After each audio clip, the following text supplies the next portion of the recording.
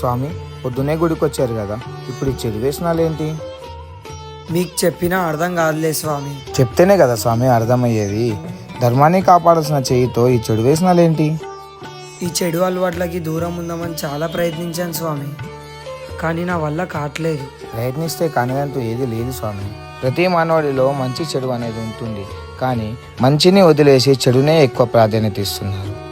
ఆ హనుమాకి కూడా సప్త సముద్రాలు దాటేంత శక్తి ఉందని జాంబవంతుడు చెప్పే వరకు తెలియదు.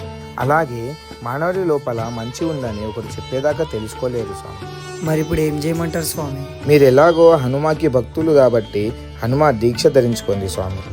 హనుమంతుడి దీక్ష తీసుకుంటే ఈ చెడు అలవాట్లకు దూరం ఉండొచ్చా స్వామి?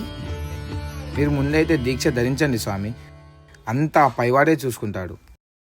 వజ్రకాయ మహావీర విక్రమ మారుతి నందన హనుమా శోక నివారణ భూతనాయక అసుర నికందన కనుమా. స్వామి జై శ్రీరామ్. స్వామి జై శ్రీరామ్. స్వామి మీకు ఒకటి అడగాలి. చెప్పండి. స్వామి, బయట చాలా మంది చెడు వ్యసనాలకు అలవాటై ఉన్నారు కదా, మరి మీరు నన్ను ఎందుకు ఎంచుకున్నారు? మిమ్మల్ని మొదటిసారి చూసినప్పుడు మీలో ఒక దివ్య దృష్టిని చూశాను. మీ గుణాలు మంచివి. మీరు చాలా మంచి మనసు కలిగి ఉన్నవారు. మీరు ధర్మం కోసం పోరాడే వ్యక్తి. మీరు చెడు వ్యసనాలకి బానిసవద్దు, అందుకే మీకు మాలధారణ చేపించాను స్వామి. మరి హనుమాన్మాలని ఎందుకు వేయించారు స్వామి?